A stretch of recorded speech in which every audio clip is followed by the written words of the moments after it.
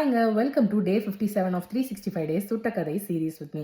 So நான் இன்றைக்கி என்ன விஷயம் சொல்ல போகிறேன் அப்படின்னா, நீங்கள் ஒரு ரிலேஷன்ஷிப்பில் என்ட்ரு ஆகணும்னு நினைக்கிறீங்க, ஒரு பாண்டை க்ரியேட் பண்ணணும்னு நினைக்கிறீங்கன்னா, அது உங்களுக்கு நிஜமாலே ஃபீல் ஆகணும். Okay, that is the right person, நம்ம கண்டினியூ பண்ணலான்னு தோணணும். அதை விட்டுட்டு உங்கள் கூட இருக்கிறவங்க எல்லாருமே கமிட்டடாக இருக்காங்க, பியர் ப்ரெஷர் இல்லைனா மற்றவங்க சொல்லி சொல்லி இன்ஃப்ளூயன்ஸ் ஆகி, இல்லை படங்கள் பார்த்து இன்ஃப்ளூயன்ஸ் ஆகி, இதுதான் லவ், இப்படி தான் இருக்கும், இதுதான் நம்ம பண்ணணும் அப்படின்னு நினச்சி நீங்கள் கமிட் ஆனீங்கன்னா, that is going to be disaster for you.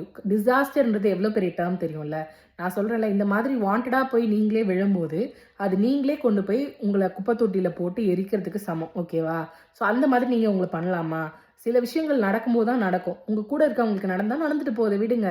உங்களுக்கான பர்சன் வருவாங்க, வர வரைக்கும் வெயிட் பண்ணுங்கள். ஒரு ப்ரெஷர்னால நீங்களே போயிட்டு யாராவது வந்து சொல்லும்போது டக்குன்னு ஓகே சொல்கிறது, that is not going to work out for long time. So உங்களை நீங்கள் ப்ரிசர்வ் பண்ணி உங்களான பர்சனுக்காக பத்திரமா வச்சுக்கோங்க. பாய்.